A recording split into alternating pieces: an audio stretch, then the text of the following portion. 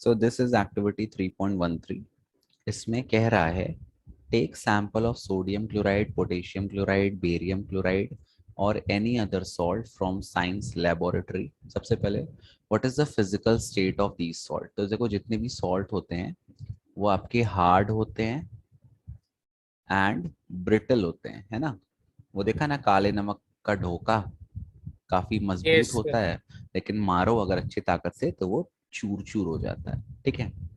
फिर बोल रहा है कि take a small amount of sample on a metal spatula and heat directly on the flame, repeat with other samples.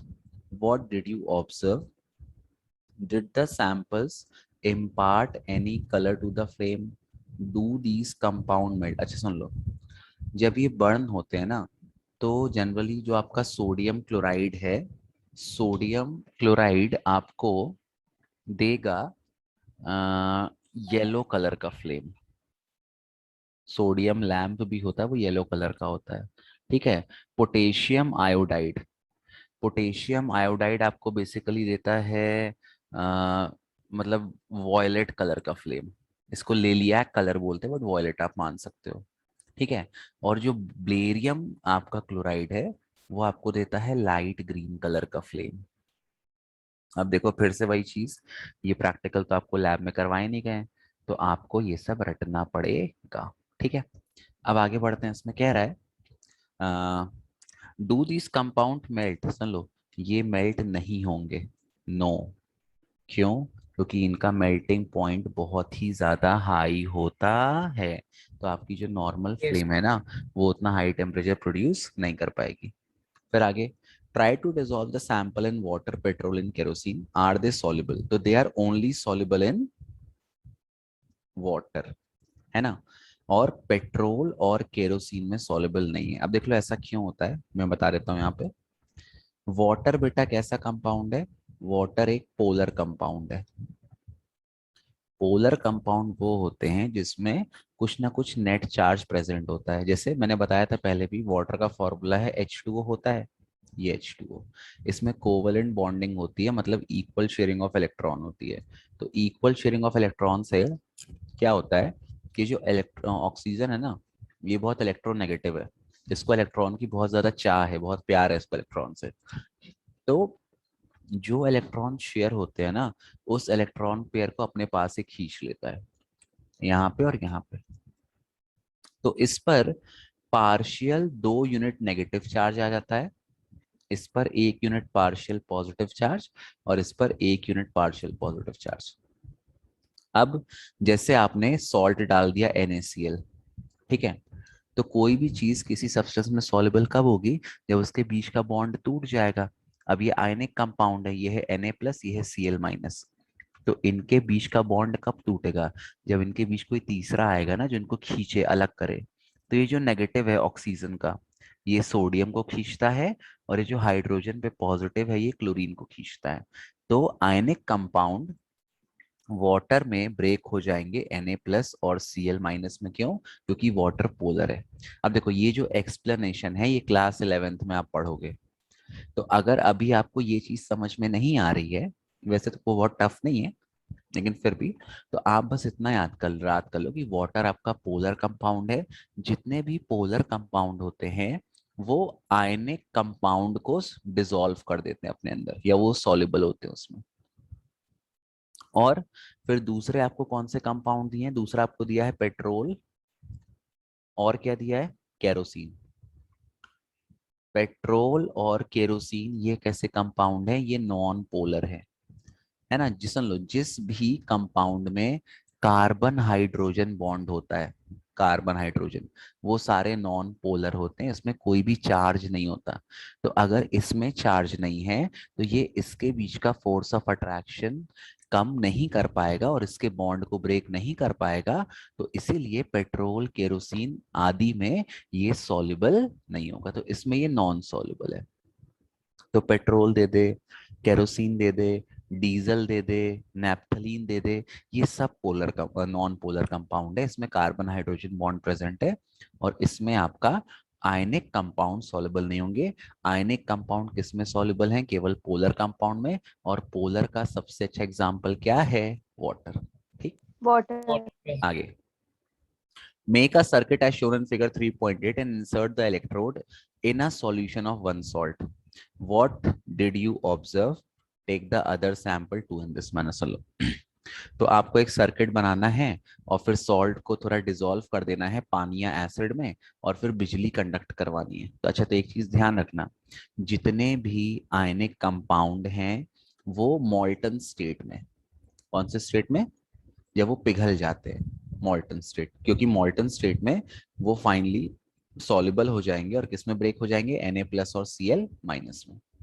तो अपने मॉल्टन स्टेट में, या जब उनको अपन पानी में डाल देते हैं और जब वो डिसॉल्व हो जाते हैं पानी में, तब वो बिजली कंडक्ट करते हैं। क्यों? क्योंकि Na+ आपका कैट आयन बन गया और Cl- आपका आयन आयन बन गया।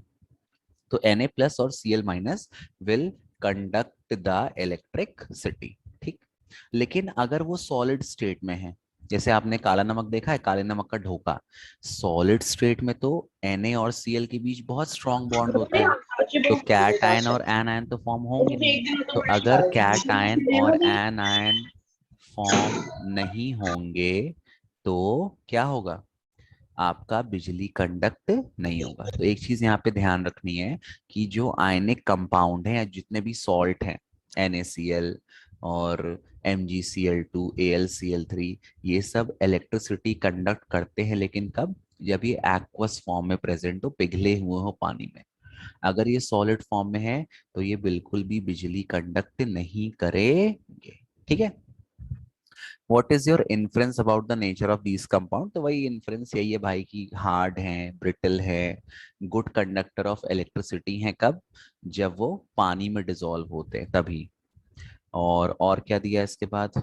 हाँ, मेल्टिंग पॉइंट इनका बहुत हाई होता है। अच्छा, मेल्टिंग पॉइंट हाई क्यों है? क्योंकि ये आयनिक कंपाउंड है।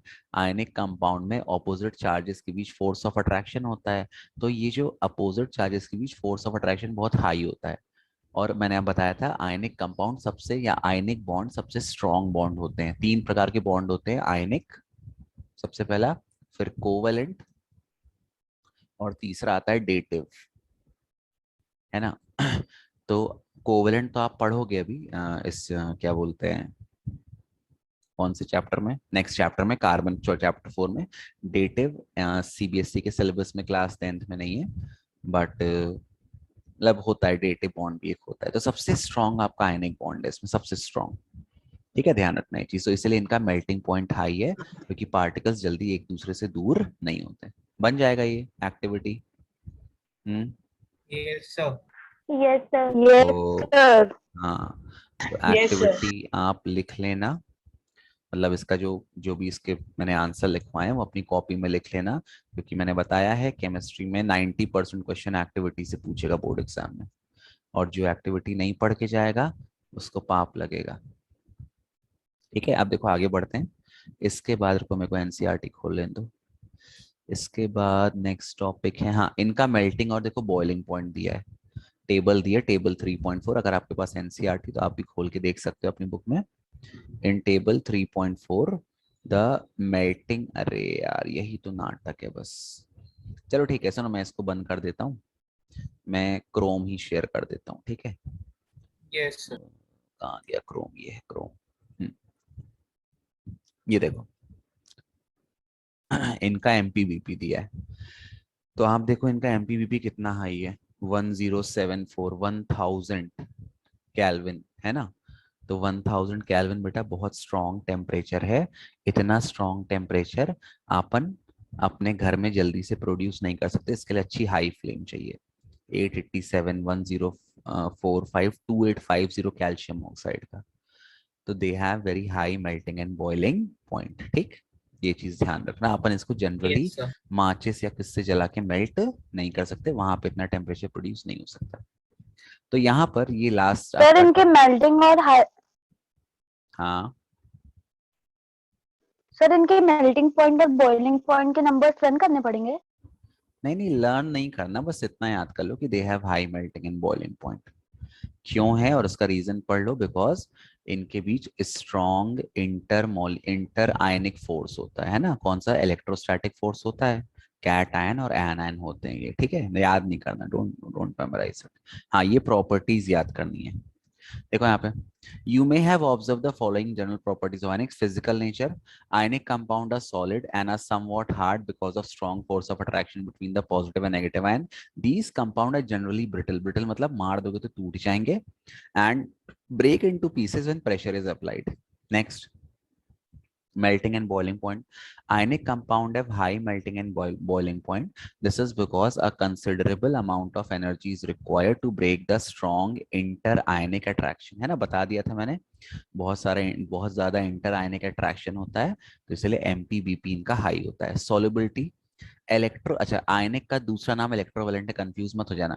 Electrovalent compound are generally soluble in water and are insoluble in solvent such as kerosene, petrol, alcohol, glucose. जिसमें भी कार्बन हाइड्रोजन बॉन्ड है उसमें सॉल्युबल नहीं है, जो भी ऑर्गेनिक है ना।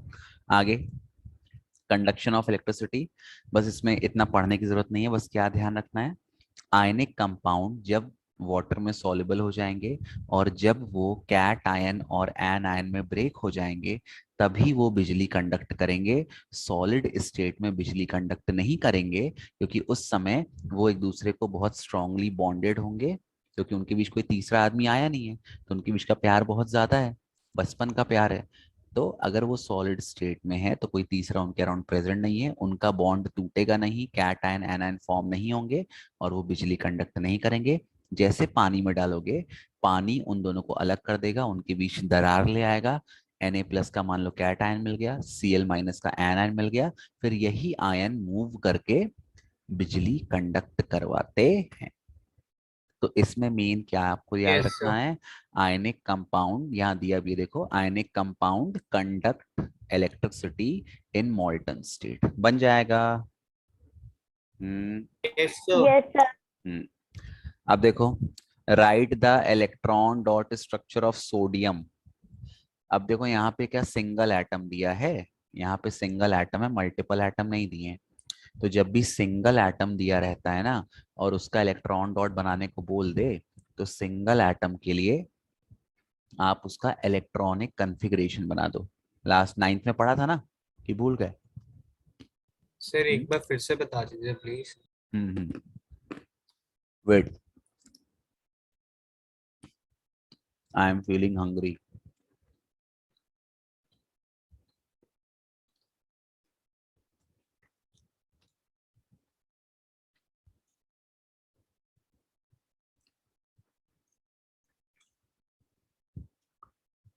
ये 1 मिनट बैठा हूँ बस।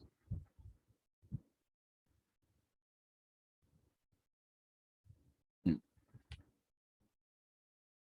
मैं वन नोट वो कर दूं, शेयर कर दूं, कहाँ लिखना पड़ेगा, पीडीएफ में लिख नहीं पाते हैं। कह रहा है इलेक्ट्रॉन डॉट ऑफ सोडियम,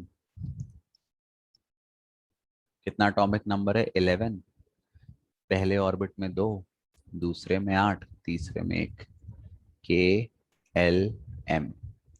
तो अब यहाँ सिंगल है, तो आप ऐसा भी बना देना, मतलब ऐसा लिख देना Na और बस एक डॉट लगा देना, पहला ये बना देना और साथ में आप ये वाला भी बना देना, ये न्यूक्लियस। पहले ऑर्बिट में कितने इलेक्ट्रॉन आएंगे? 2 इलेक्ट्रॉन। दूसरे ऑर्बिट में कितने इलेक्ट्रॉन आएंगे?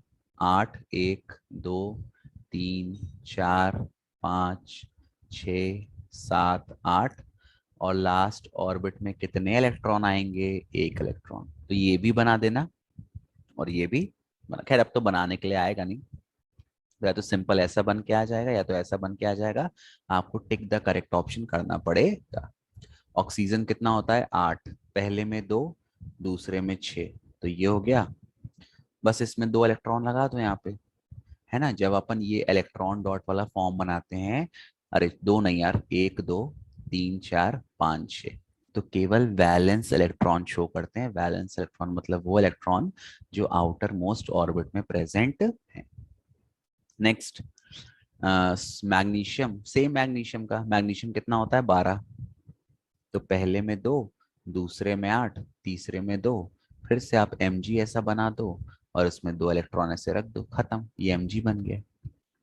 फिर कह रहा है show the formation of Na2O and MgO by transfer of electron. ये बनेगा करते कि बताएं? सर देखो बन यहाँ पर। जाएगा। और बाकी ओम अर्चिता को सर बन जाएगा। पक्का यस सर। है ना? ये से सोडियम है, देख लो एक बार, ये सोडियम है, इसका 1 वैलेंस इलेक्ट्रॉन है, यहाँ पे एक और सोडियम आएगा, इसके पास भी 1 वैलेंस इलेक्ट्रॉन है, और यहाँ पर ऑक्सीजन आएगा, इसके पास कितने इलेक्ट्रॉन है? 1 2 3 4 5 6। ये इसका इलेक्ट्रॉन यहाँ पर आएगा और इसका भी ये इलेक्ट्रॉन यहाँ पर। तो फाइनल आपका डायग्राम कैसा बनेगा? Na, ये प्लस 1 और यहाँ पे 2 लगा देना, जैसा ये फॉर्मूला है ना Na2O, बिल्कुल वैसा Na2O। यहाँ पे 2 लग गया, मतलब 2 सोडियम के एटम है एंड दे आर बाउंडेड या बॉन्डेड विथ 1 ऑक्सीजन एटम। तो उसका ये 1 2 3 4 5 6, ये 6 हो गए ऑक्सीजन के एटम और इलेक्ट्रॉन, सॉरी, और ये 2 इलेक्ट्रॉन हो गए जो सोडियम ने गिफ्ट किए हैं। बन गया इसका, बन जाएगा ना? सेम चीज MgO में है ना? Mg आपके 2 इलेक्ट्रॉन लूज करेगा और उन 2 इलेक्ट्रॉन को ऑक्सीजन गेन कर लेगा।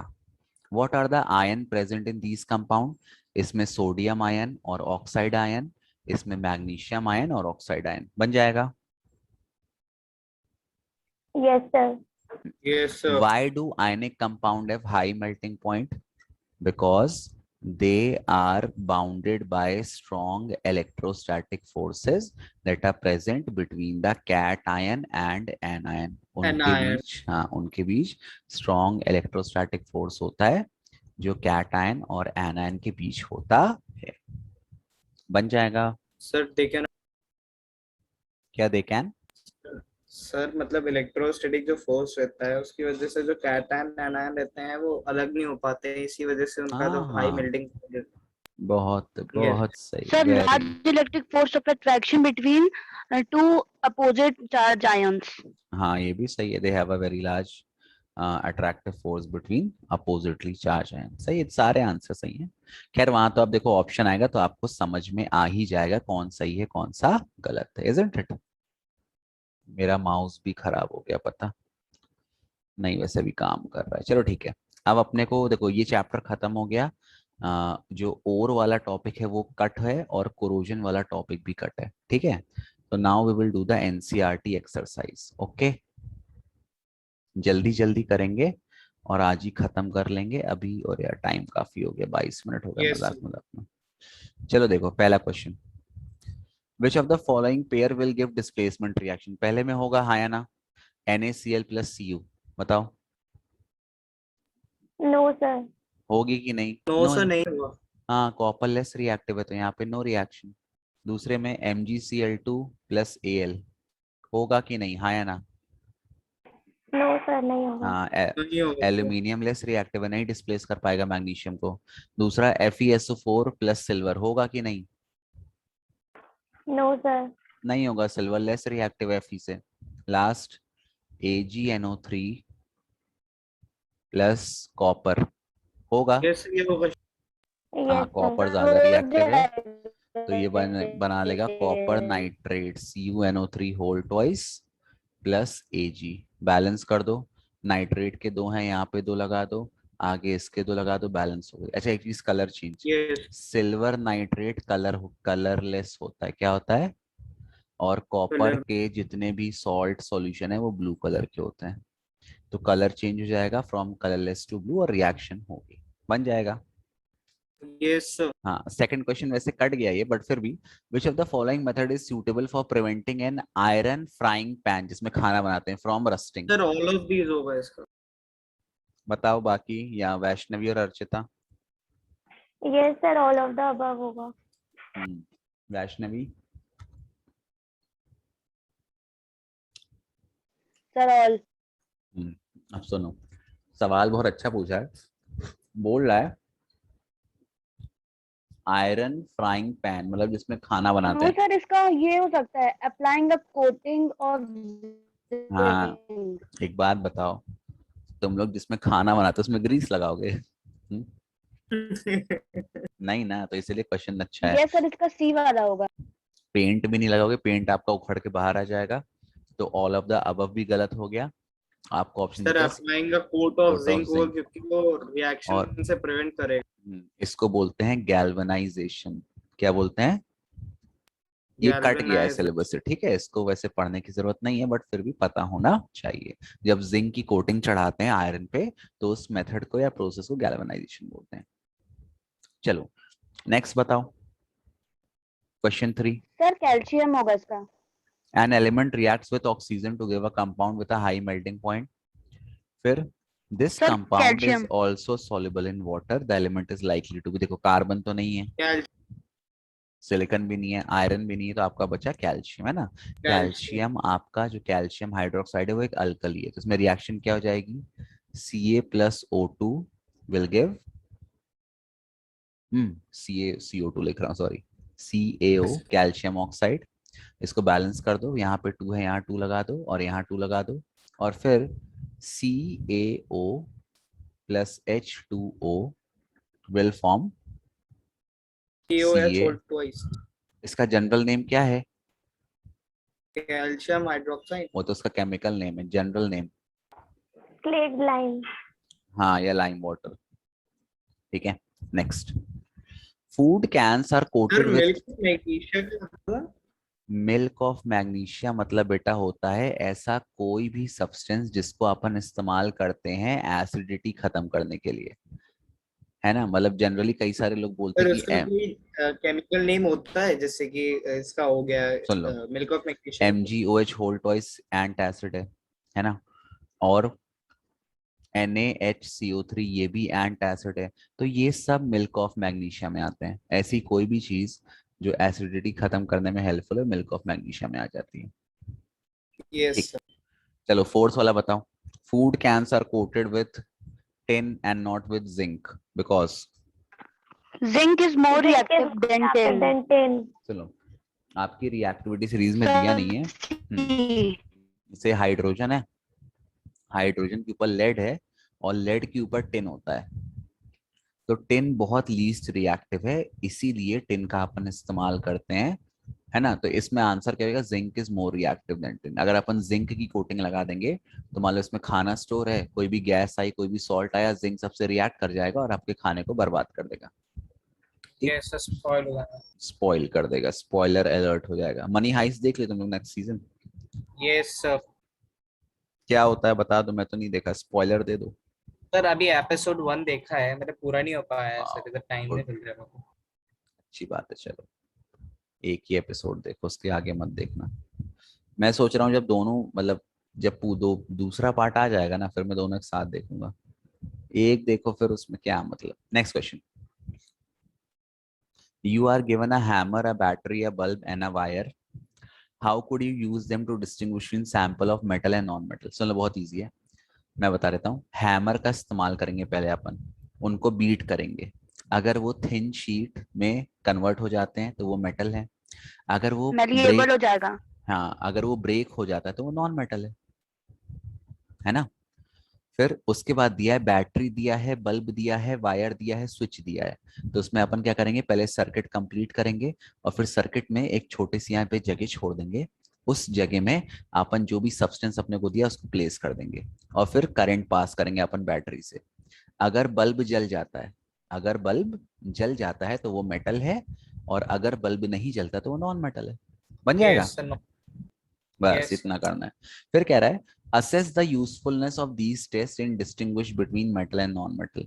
अरे तो बस इसका यूजफुलनेस यही है कि बस हम लोग को ये हेल्प कर देता है कि कौन सा मेटल है कौन सा नॉन मेटल है, और कुछ नहीं है बस, ठीक है। इसको सेकंड पार्ट फालतू है। Next, what are amphoteric oxide. Sir जो मेटल मतलब बेस और Metal एसिड। oxide. हाँ बोलो, एक जन बोलो कोई। सर जो Sir, metal oxide that react with both acids as well as base to produce salt and water. ऐसी मेटल की ऑक्साइड जो बेस के साथ जब रिएक्ट करती हैं तो एसिड बन जाती हैं, और और एसिड के सॉल्ट साथ, वाटर प्रोड्यूस करती है। जब एसिड के साथ रिएक्ट करती हैं तो बेस बन जाती हैं और सॉल्ट और वाटर प्रोड्यूस करती हैं एग्जाम्पल क्या क्या है? Al2O3, ZnO, और एक और लेड ऑक्साइड भी है, PbO भी है। तो दो इनमें से आप दो कोई भी लिख सकते हो, Na2 बन जाएगा। ये इंपॉर्टेंट है, इससे क्वेश्चन पक्का आएगा पेपर में, हर साल इससे बोर्ड में एक सवाल आया है। सर टिन ऑक्साइड भी हो सकता है इसका एग्जांपल। टिन का बेटा मेरे को आइडिया नहीं है, मेरे को 3 पता है। हम मैं कुछ ऐसा नहीं बताऊंगा जो मेरे को नहीं पता हो, तो वो देखना पड़ेगा, है ना। देखो यार, केमिस्ट्री में ये मैं कह रहा टिन हूँ। ऑक्साइड भी है। ओके चलो, फिर वैष्णवी की बात मान लेते हैं। तो टिन का ऑक्साइड भी है, ठीक। खैर ये 3 काफी है, 2 ही पूछा है वैसे, आपके एनसीईआरटी में ये 2 दिए हैं, तो वो 2 में से ही आ गए एक्स्ट्रा नॉलेज के लिए। Next, name 2 metal which will displace hydrogen for dilute acid and 2 metal which will not. जो हाइड्रोजन के ऊपर है वो डिस्प्लेस कर देंगे, तो उसका एग्जांपल हो गया मैग्नीशियम और कैल्शियम। जिंक। हाँ, magnesium, calcium, zinc, iron, aluminium, बहुत सारे हो गए। और जो डिस्प्लेस नहीं करेंगे वो कौन है? जो हाइड्रोजन के नीचे हैं, सबसे सिंपल, Ag और सर Au। कॉपर। गोल्ड। हाँ Au। मतलब, हाँ कॉपर भी नहीं करेगा, Ag कॉपर, Au सबसे सिल्वर, आसान है। गोल्ड। प्लैटिनम, है ना, ये सब डिस्प्लेस नहीं करेंगे, बन जाएगा। इजी है ना। Yes sir. चलो नेक्स्ट क्वेश्चन।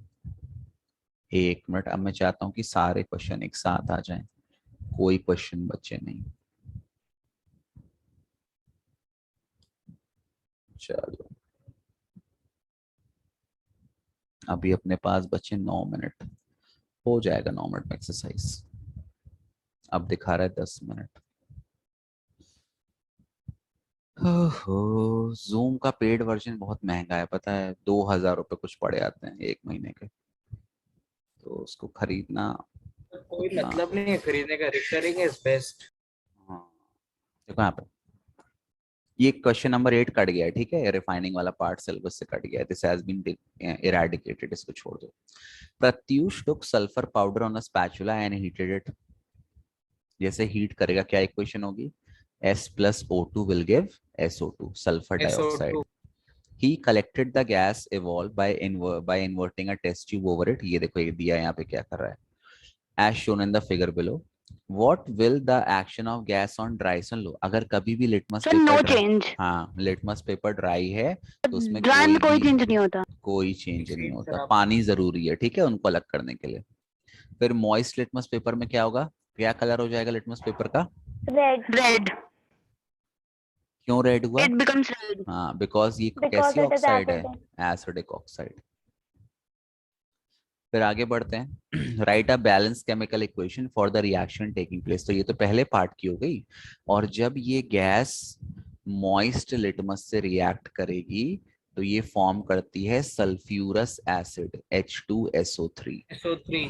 और ये सल्फ्यूरस एसिड ही उसका कलर ब्लू से रेड कर देता है। नेक्स्ट है, ये भी कट गया है वैसे, स्टेट टू वेज और टू प्रिवेंट, ये कट गया है, लेकिन आपको पता होना चाहिए क्या कर सकते हैं, ग्रीस लगा सर एक सकते बाय हैं। पेंट कर सकते हैं। पेंटिंग और सर बाय गैल्वेनाइजिंग। हाँ, पेंट कर सकते हैं, गैल्वेनाइजेशन कर सकते हैं, लेकिन कट गया, ठीक है। Next, what type of oxides are form when non metal combine with oxygen? Non acidic metallic. Oxide.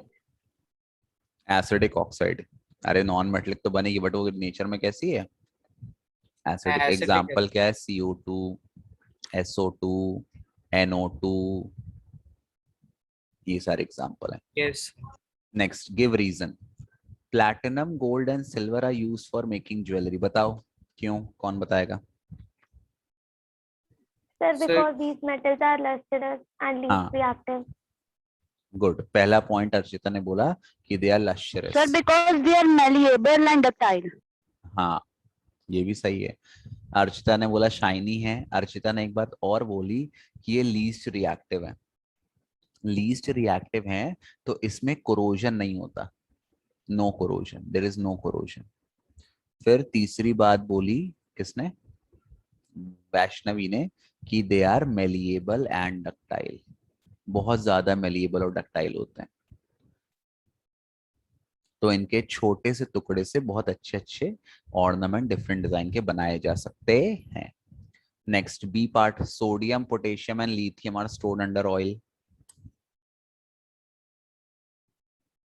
Sir, because these are highly reactive and catches fire if they are kept in open. सुन लो क्या होता है, देखो यहाँ पे, Sir, due to low irrigation temperature, I think. नहीं सुन लो, देखो क्या होता है।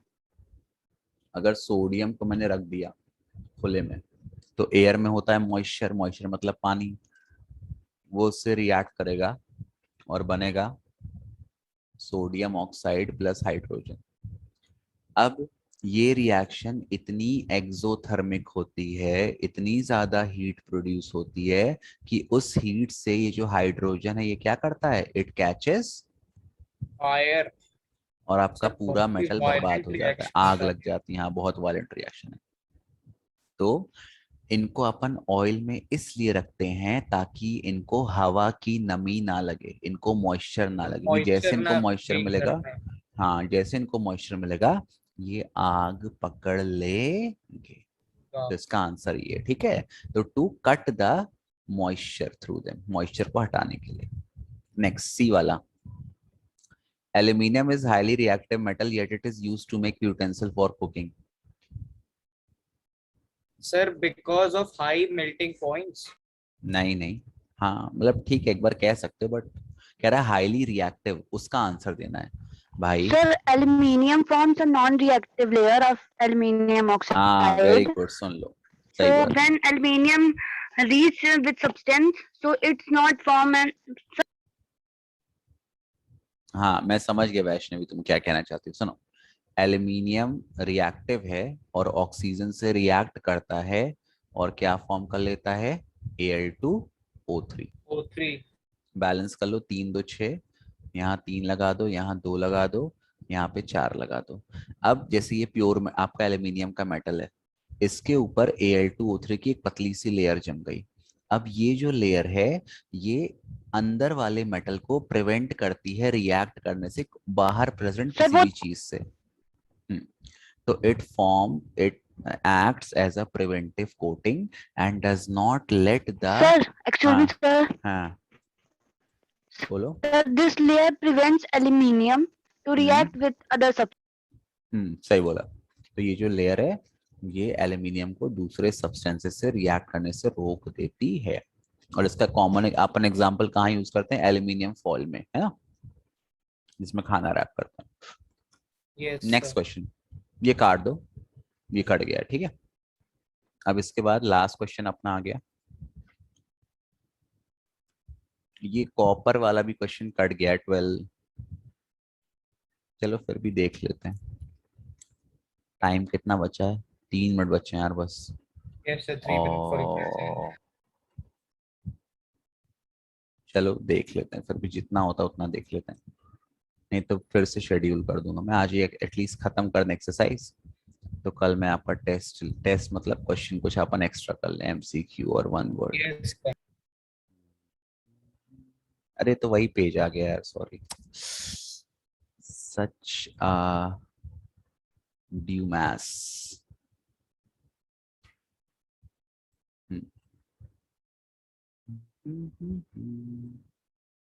एक मिनट, हाँ। सुवन संग मोरा बह गया कचरा, हाँ ये दो, ये देखो ये वाला क्वेश्चन भी कट गया, ये कोरोजन वाले पार्ट का है, ठीक है।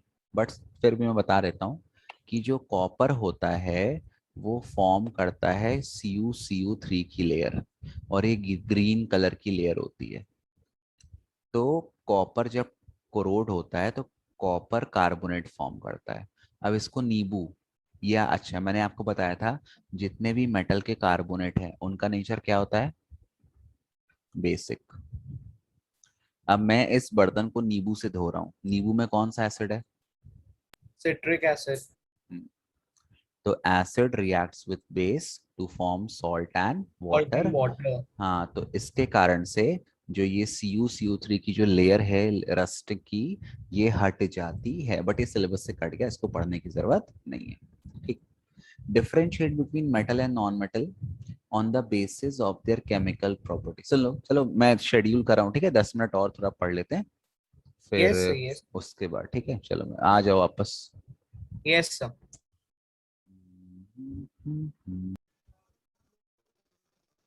So see, next question is differentiate between metal and non-metal on the basis of their chemical property. ठीक है, यहाँ chemical property बोला है, physical नहीं बोला, तो वो सब मत लिख देना कि they are lustrous, they are sonorous, they are good conductor, ये सब physical Yes, sir. property है, दिखावटी property है ना. Chemical मतलब अंदर की बात. तो सुनो, ऐसा एक कॉलम बना लो, यहाँ लिख लो metal और यहाँ लिख लो non-metal, है ना. सबसे पहला मेटल क्या होते हैं, सबसे पहली property, metal are electropositive. Electropositive मतलब किसी भी केमिकल रिएक्शन में ये जल्दी से इलेक्ट्रॉन को लूज कर देते हैं, that is they lose electron, ये इनकी प्रॉपर्टी होती है. और नॉन मेटल क्या होते हैं, दे आर इलेक्ट्रो नेगेटिव. मतलब किसी भी केमिकल रिएक्शन में ये इलेक्ट्रॉन को क्या कर लेते हैं, दे गेन कर लेते हैं. Gain. Gain electron. ठीक, पहली प्रॉपर्टी. दूसरी प्रॉपर्टी, मेटल जब ऑक्सीजन से रिएक्ट करते हैं, मेटल प्लस ऑक्सीजन, तो मेटल. हाँ Sir, metallic, metals form basic oxide. हाँ तो ये कौन सी ऑक्साइड बनाते हैं, बेसिक ऑक्साइड. Basic और oxide. जब Whereas non non-metal metal, show हाँ acidic. तो ये कौन सी ऑक्साइड बनाते हैं, एसिडिक एसिडिक ऑक्साइड. ऑक्साइड बनाते हैं. ठीक है, अच्छा सुन लो, एक मैंने आपको चीज शायद नहीं बताई, सुन लो. आपने ऑक्सीडेशन और रिडक्शन पढ़ा है ना, क्या है ऑक्सीडेशन, बताओ यस सर. बताओ क्या होता है. Sir, gain of oxygen, loss of hydrogen. Oxidation मतलब होता है गेन ऑफ ऑक्सीजन और loss of hydrogen. And removal of hydrogen. और रिडक्शन होता है gain of hydrogen and Loss of oxygen. लेकिन ये कंसेप्ट खत्म हो चुका है, अब ये बिल्कुल कहीं नहीं पढ़ाया जाता, केवल सीबीएसई में चीज पढ़ाई जा रही है. ये गलत कंसेप्ट है. देखो क्यों गलत कंसेप्ट है, अब एक नया कंसेप्ट आ गया है. ऑक्सीडाइज वो होता है, या ऑक्सीडेशन तब कहते हैं किसी चीज को जब कोई इलेक्ट्रॉन लूज करता है. जैसे मान लो ये कॉपर है, कॉपर बन गया Cu2+ और इसने 2 इलेक्ट्रॉन लूज कर दिए, मतलब ये क्या हो गया, ये ऑक्सीडाइज हो गया. ठीक, और रिडक्शन इसका जस्ट उल्टा है. तो ऑक्सीडेशन की Gaining सिंपल of electrons. तो ऑक्सीडेशन की सिंपल डेफिनेशन हो गई लॉस ऑफ इलेक्ट्रॉन, और रिडक्शन की डेफिनेशन क्या हो गई, गेन ऑफ इलेक्ट्रॉन. इसका एग्जांपल मैंने दे दिया, ऑक्सीजन का एटम है, इसने ये 2 इलेक्ट्रॉन गेन कर लिए तो ये बन गया O2-. ठीक, अच्छा फिर मैंने क्या बताया था, आपको पता होगा कि जो ऑक्सीडाइज होता है उसको अपन कौन सा एजेंट बोलते हैं, Oxidizing agent. नहीं नहीं, जो Reducing ऑक्सीडाइज agent. हुआ, उल्टा चलता है ध्यान, जो ऑक्सीडाइज होगा Reducing वो रेड्यूसिंग एजेंट, जो रेड्यूस होगा वो ऑक्सीडाइजिंग एजेंट. तो agent. तीसरा पॉइंट आप सीधे ये लिख सकते हो, इतनी रामायण लिखने के बजाय, कि जो मेटल होते हैं वो रेड्यूसिंग एजेंट होते हैं, they are strong reducing agent, मतलब किसी भी रिएक्शन में ये ऑक्सीडाइज हो जाते हैं. और जो नॉन मेटल होते हैं वो क्या होते हैं, ऑक्सी, Oxidizing agent. मतलब किसी भी रिएक्शन में ये रेड्यूस हो जाते हैं. ठीक है, अब इसके बाद आते हैं नेक्स्ट प्रॉपर्टी. आप लिख सकते हो बेटा कि जितने भी मेटल होते हैं, जितने भी मेटल होते हैं, अगर मैं, जैसे मैंने Mg ले लिया, अगर मैंने उनको डाल दिया ऐसे HCl में, तो ये क्या करते हैं, ये जनरली हाइड्रोजन को डिस्प्लेस कर देते हैं, है ना, और क्या बनाते हैं, salt plus hydrogen gases liberated. But non metal के साथ ऐसी कोई रिएक्शन नहीं होती है. नहीं होती है. ठीक है, इनके साथ ऐसी कोई रिएक्शन नहीं होती है. बन जाएगा. यस हम्म, सर. है ना. एक पॉइंट आप और लिख Yes, sir. सकते हो कि जो मेटल हैं वो आयनिक कंपाउंड फॉर्म करते हैं, आयनिक कंपाउंड, और जो नॉन मेटल हैं वो जनरली, या आयनिक बॉन्ड आप लिख लो, non metal generally covalent bond या कोवेलेंट कंपाउंड फॉर्म करते हैं। अभी अपन ने कोवेलेंट नहीं पढ़ा है, फोर्थ चैप्टर में अपन पढ़ेंगे। कोवेलेंट में क्या होता है, इक्वल शेयरिंग ऑफ इलेक्ट्रॉन होती है, ना कोई लूज करता है ना कोई गेन करता है, आपस में इलेक्ट्रॉन शेयर कर लेते हैं। भाई एक तुम शेयर करो, एक मैं शेयर करूं। मैं तुमको एग्जांपल चलो बता देता हूँ। जैसे हाइड्रोजन है, क्या फॉर्मूला है हाइड्रोजन गैस का, H2 फॉर्मूला है। हाइड्रोजन का एटॉमिक नंबर कितना होता है, 1 होता है ना। तो जैसे दो हाइड्रोजन पास पास आए, अब सुनो, हाइड्रोजन में केवल एक ऑर्बिट है, पहले ऑर्बिट में मैक्सिमम कितने इलेक्ट्रॉन आते हैं, 2। 2. 2। मतलब ये जो लेफ्ट में हाइड्रोजन है इसको भी एक इलेक्ट्रॉन चाहिए, और जो राइट में हाइड्रोजन है उसको भी एक इलेक्ट्रॉन चाहिए। तो इन लोग क्या करते हैं, जैसे मान लो ये अभी इनका ऑर्बिट ऐसा ही है, इसका ऑर्बिट इतना है और इसका ऑर्बिट इतना है। इन लोग अपना ऑर्बिट ओवरलैप कर लेते हैं, मतलब ये ऐसा, ये हाइड्रोजन का एक इलेक्ट्रॉन है, ये बगल में एक हाइड्रोजन है उसके पास भी एक इलेक्ट्रॉन है ये, तो ये अपना ऑर्बिट ऐसे ओवरलैप कर लेगा और ये अपना ऑर्बिट ऐसे ओवरलैप कर लेगा। अब देखो ध्यान से, इस हाइड्रोजन के 2 इलेक्ट्रॉन हो गए ना, इसके अंदर आ गए, और इस हाइड्रोजन के भी 2 इलेक्ट्रॉन हो गए, दोनों का डुप्लेट पूरा हो गया। इसी को बोलते हैं कोवेलेंट बॉन्ड, जहां पर इक्वल शेयरिंग ऑफ इलेक्ट्रॉन होती है ना। तो जो नॉन यस सर। मेटल हैं वो जनरली कोवेलेंट बॉन्ड बनाते हैं। तो जो हाइड्रोजन गैस है, ऑक्सीजन गैस है, नाइट्रोजन गैस है, इन सब में कोवेलेंट बॉन्ड फॉर्म होता है। देख लो ऑक्सीजन कितना होता है एटॉमिक नंबर ऑक्सीजन का, 8, पहले में 2 दूसरे में 6। तो इसके पास है 1 2 3 4 5 6, इसके पास भी 1 2 3 4 5 6। अब इनको कितने कितने इलेक्ट्रॉन चाहिए, 2 2 चाहिए, 2 2 चाहिए ना अपना ऑक्टेट पूरा करने के लिए, ऑक्टेट रूल मतलब 8 इलेक्ट्रॉन करने के लिए। तो ये क्या करेगा, ये अपना ऑर्बिट ऐसा ओवरलैप कर लेगा, इसके 2 इलेक्ट्रॉन खींच लेगा, और ये अपना ऑर्बिट ऐसे ओवरलैप कर लेगा, इसके 2 इलेक्ट्रॉन खींच लेगा। अब गिनो, 6 2 8 6 2 8 हो गए सबके 8 8 इलेक्ट्रॉन। तो ये कोवेलेंट बॉन्डिंग कहलाती है, जहां पर इक्वल शेयरिंग ऑफ इलेक्ट्रॉन होती है। नाइट्रोजन का एटॉमिक नंबर कितना होता है, 7, पहले में 2 दूसरे में 5, 5 है मतलब 3 इलेक्ट्रॉन चाहिए। तो ये एक नाइट्रोजन है इसके 3, ये दूसरा नाइट्रोजन है इसके 3, और 5 है मतलब 1 2 यहाँ पर है, 1 2 यहाँ पर है। अब इसके पास 5 है, इसको 3 चाहिए, इसके पास भी 5 है, इसको 3 चाहिए। तो ये अपना ऑर्बिट ऐसे ओवरलैप कर लेगा, इसके 3 खींच लेगा, ये अपना ऑर्बिट ओवर ऐसे कर लेगा, इसके 3 खींच लेगा। हो गए तीनों के 5 3 8, 5 और 3 8। तो ये कोवेलेंट बॉन्डिंग होती है। खैर छोड़िए, अपन नेक्स्ट चैप्टर में पढ़ेंगे, बहुत ईजी है वैसे। तो ये आपके डिफरेंसेस हो गए between metal and non metal, बन जाएगा। Yes sir. हाँ, 15 Yes, question sir. Is a very good question, और ये बोर्ड में कई बार आया है, इंपॉर्टेंट क्वेश्चन है। A man went door to door posing as a goldsmith. He promised to bring back the glitter of old and एक minute, the glitter of old and dull gold ornament. An unsuspecting lady gave a set of gold bangles to him, which he dipped in a particular solution. The bangles sparkled like new, but their weight was reduced drastically. The lady was upset, but after a futile मतलब बिना किसी काम का, फालतू है ना, after a futile argument, the man beat a hasty retreat, मतलब भाग गया वो छोड़ के। Can you play the detective to find out the nature of solution he had used? बताओ क्या यूज किया उसने। Sir H2SO Sir, aqua regia. हाँ, एक्वारीजिया पढ़ा था अपन ने उस दिन। aqua एक्वारीजिया क्या होता है, ये 2 चीज से बनता है, कंसंट्रेटेड हाइड्रोक्लोरिक एसिड और concentrated nitric acid. Nitric acid. 3 parts hydrochloric acid होता है और 1 पार्ट नाइट्रिक एसिड होता है, ठीक है। और ये किसी भी सब्सटेंस को डिसॉल्व कर सकता है, किसी भी सब्सटेंस को, चाहे वो गोल्ड हो, चाहे वो सिल्वर हो, चाहे वो प्लैटिनम हो। तो उसने किसका इस्तेमाल किया, simple answer, he has used aqua regia.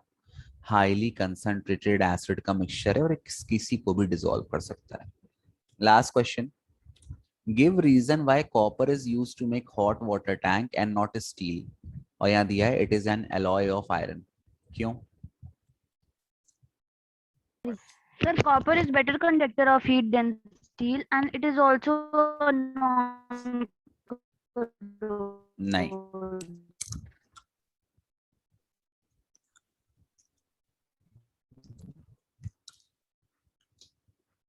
और कोई बताओ, अर्चिता, ओम?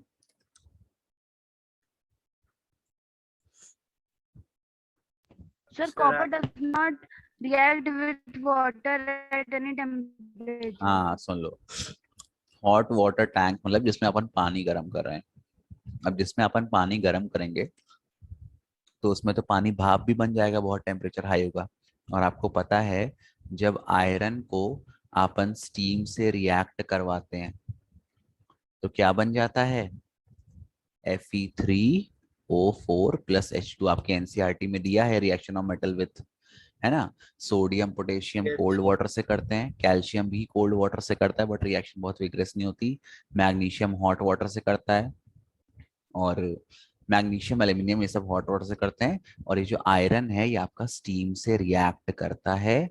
तो इसीलिए अगर अपन हॉट वाटर टैंक को स्टील का बनाएंगे तो स्टील में आयरन है, वो आयरन रिएक्ट कर जाएगा पानी से और आपकी मेटल की लेयर मतलब खराब हो जाएगी, और आपका पानी कोरोड भी, हो जाएगी हाँ, पूरी कोरोड तरह हो से। जाएगी, आपका पानी भी खराब हो जाएगा, बन हाँ, जाएगा। इसी हाँ, और कॉपर आपका पानी से रिएक्ट नहीं करता, Cu+H2O, ये नो रिएक्शन नहीं करता, किसी भी टेम्परेचर पे नहीं करता। नोबल मेटल है सर ये। नहीं, कॉपर नोबल नहीं है, लेकिन कॉपर बहुत लीस्ट और सर रिएक्टिव है। Copper good conductor of heat होता है।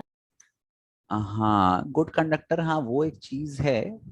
देखो वैसे आपका आयरन भी गुड कंडक्टर है, ऐसा नहीं कि आयरन बैड कंडक्टर है। हाँ, कॉपर थोड़ा अच्छा है, बट जो मेन रीजन है बेटा वो रिएक्शन वाला है।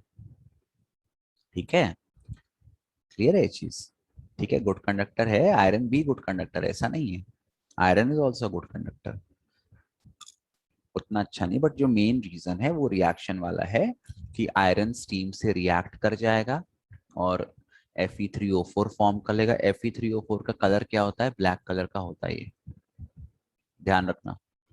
और जब रस्ट बनता है Fe2O3 तो ये रेड कलर की ऑक्साइड होती है, ये रेड कलर का होता है। ठीक है, तो this finishes the chapter. I hope आपको क्लियर होगा। क्लियर है सभी को? Yes sir. Yes, sir. तो कल अपन इसके एमसीक्यू, या तो एमसीक्यू करेंगे या तो वन वर्ड। ठीक है, वन वर्ड करेंगे पहले, क्योंकि एमसीक्यू में फिर लोग तुक्का मारते, तो अपन वन वर्ड करेंगे तो आपको थोड़ा दिमाग चलेगा। ठीक, यस सर। चलो Okay, sir. तो फिर कल पढ़ते हैं, ठीक है? Okay thank you sir. Sir. चलो, okay, bye Om, Thank you, Vaishnavi, sir. Archita, bye bye, take care, good night, bye. पिया न रहे मन बसिया।